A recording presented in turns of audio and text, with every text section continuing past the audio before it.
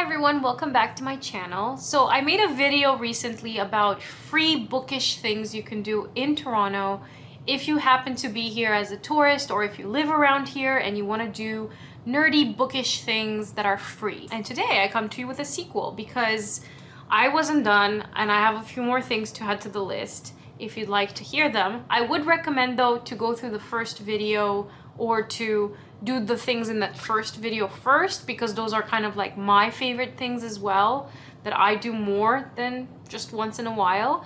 But there are some other things that I'd like to add to the list in case you've already done those. And yeah, okay, so I'm just gonna get started. As I did in the previous one, I'm gonna link things down below.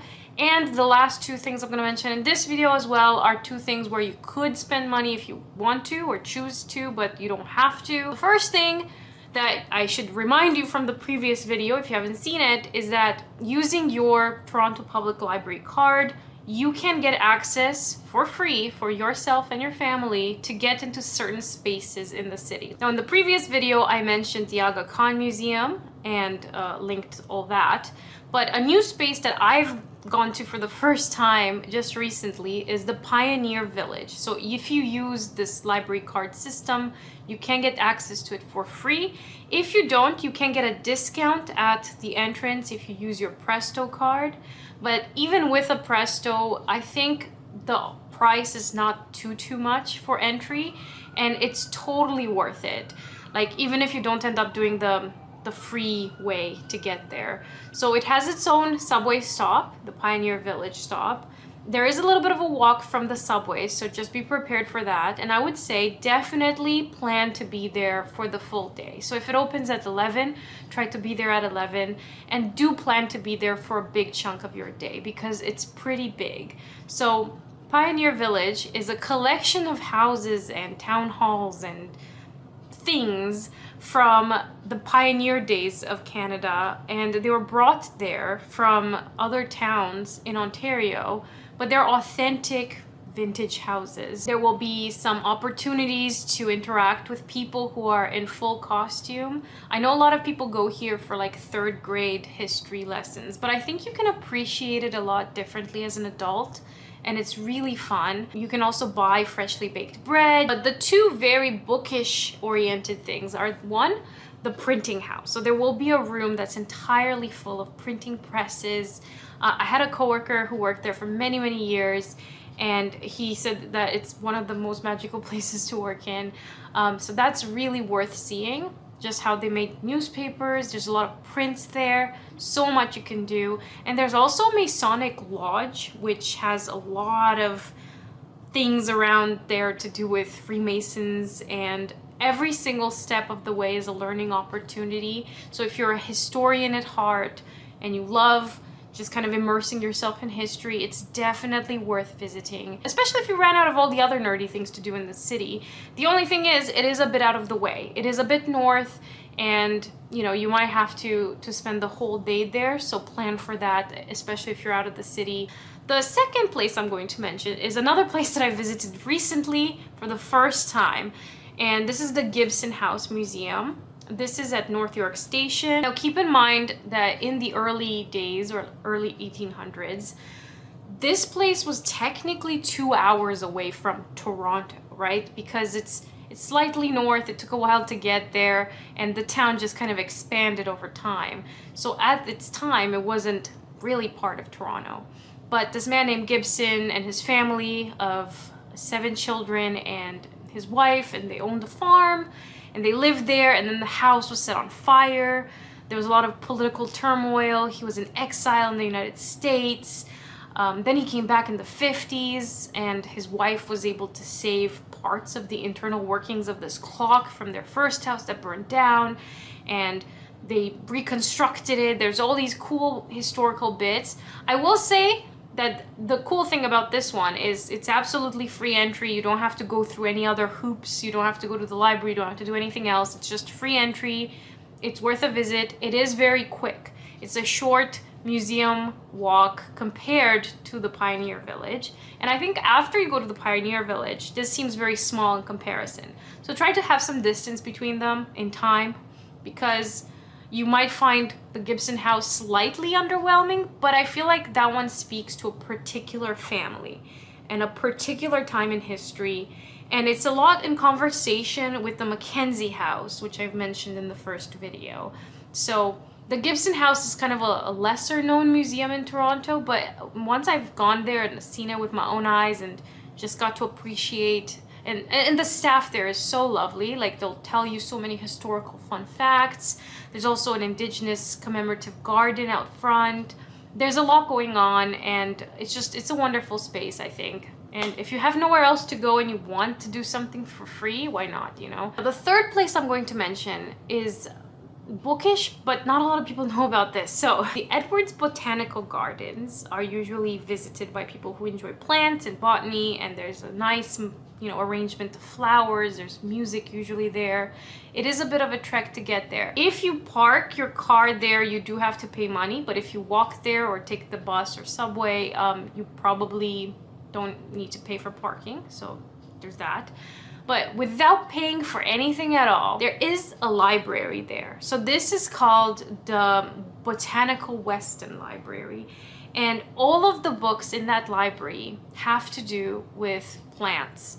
And not just like herbals and like botany plants kind of books, but even books like, you know, Emily Dickinson's Gardening Life, or things to do with plants at all. Like, even when they're connected to science or to writers or creativity or anything at all. And the space in itself is free. Like, you can sit in it and enjoy the books there and study or do something in a different space than before, but it is just a fun journey to have, like a place to go. They have seeds there. They have a lot of really friendly staff. Now, if you actually do want to check out books, I think you have to be a member, and there's a membership tied to it in some way. So that's something else you can look into. And that membership will also get you access to a lot of courses to do with gardening and plants and horticulture. So there is a lot in that, but if you want to just access that library in a free-spirited way where you just sit down at their desks and look through the books or just study, it is free, and it's a free space, and it's both bookish and, you know, earthy. So now the fourth thing I'm going to mention is Cabbagetown, and this I'm going to tie to a book. So if you're in Canada as a student, usually high school students or first year undergraduate students are made to read this one particular book called Cabbagetown. Now, this book was set during the Great Depression, and Cabbagetown used to be Toronto's kind of poor artists community. And a lot of the houses there have history, and a lot of them have commemorative plaques out front where you have, you know, so-and-so author lived here, or Nobel Prize winning scientist lived here. Cabbagetown is full of those plaques. And in the past, I have made a video entirely dedicated to Cabbagetown and to the book itself as a review. I will link it somewhere. Because I kind of did the trek myself, and I even found some vintage photos of certain buildings, and I put them side by side with the contemporary ones. There is also the houses that belonged to the two people who started the stationery store, Grand and Toy. And within the St. James Cemetery, which is also kind of north of Cabbagetown, you can also find their graves there as well, if you like to do kind of dead people pilgrimages like I do sometimes. That's something else to explore.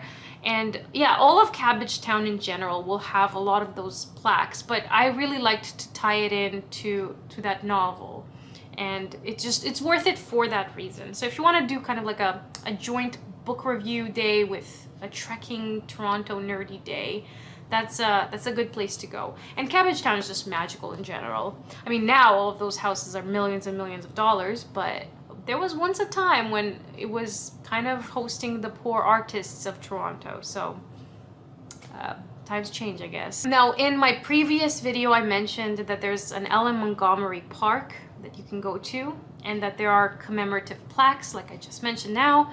So another figure in Canadian literature is Robertson Davies. He's kind of a giant in Canadian literature. His most famous book is called Fifth Business, and he wrote several trilogies, many ghost stories, and he also founded Massey College, which was like funded by the Massey family, but he was the beginning of it, and he started it because he was inspired by the college systems in England and he wanted to make something similar in Toronto. And he lived at that college for many, many years. And there is a plaque out front where he used to live. There's also a little park in the city, slightly north. I'll put the link to it down below, but it's on Avenue, and it's closer to St. Clair, but it's very tiny. I don't know if it's worth going to per se. It's just named after him, but it does give you a destination that's both bookish and nature-ish. Another place I'm going to mention that's kind of not really bookish, but I feel like people who are a lot like me will enjoy trains, and I mean, who doesn't love trains? But this is again part of that free public library pass to certain spaces. You could get a free pass to the Toronto Railway Museum. This place is right across the street from the CN Tower, and you'll see a lot of really old kind of wagons and trains and locomotives from the olden days out front, which you can see for free. But there is a room inside named the official kind of railway museum, but it's only a one-room kind of space. And you know, if you have a big family or too many members, it can get kind of expensive for how small of a space it is. Definitely recommend going through that free library pass if you can. If not, I think it's about $14 or $16, something like that. And it's a very small space, but it does teach you a lot about the history of trains in Ontario and in Canada in general. And it looks at some of our train systems, including the GO and the TTC and the Via Rail, and some of the accommodations for people throughout the years. And it even has like a little center where kids can play with little toy trains. There's a lot going on in a very small space. Since I've just thrown that in there, now I'm going to go to the two spaces that are technically not free if you choose to buy something. So the first one is the Nautical Minds bookstore. So when you go down by the lake, you will see a very beautiful pirate ship, which I like to visit often. It is a treasure, but around the corner from the docks, there is a hidden bookstore. It's called Nautical Minds, and it's entirely dedicated to nautical books and things to do with the ocean or lakes or boats, anything oceany, marine-ish, whatever you want to call it, it's all there. When I went to visit it to get some footage for this video, it had closed. It is very, very small, but I think if you kind of merge the experience of looking at the boats with visiting this bookstore, it's kind of a nice bookish, boatish experience. And you know, it could be entirely free should you just choose to visit the spaces and not buy anything. And then the last place I'm going to mention is another store, and this store is wonderful. It's absolutely magical. Just its ambience is incredible. So it's called Curiosa. It's in the annex. It is slightly past Bathurst, south of Bloor, but not quite at college yet. I'll put the address down below. But if you walk in, it's just magical. Everything about it is just Sherlock Holmes, Harry Potter, anything to do with like creepiness, vampires, witches, botany, so many mushrooms, so many like magical botanical things. It has little reading nooks and little things in there. The decorations by themselves are worth visiting. It's kind of like an experience just to walk in there. You don't have to buy anything, obviously. You will be tempted to buy everything, just telling you from my experience. I took my little sister there recently and it was just such an experience. Like we spent about an hour in there because there's so much going on. And they have like a lot of animatronic things like self-spinning cauldrons and a lot of plugged in things. Like it's just an experience to be in there. And I think not a lot of people know about this place, and you should definitely check it out. Just go in there, have a nerdy experience. And if you want to buy something, do it. If you don't have to, obviously.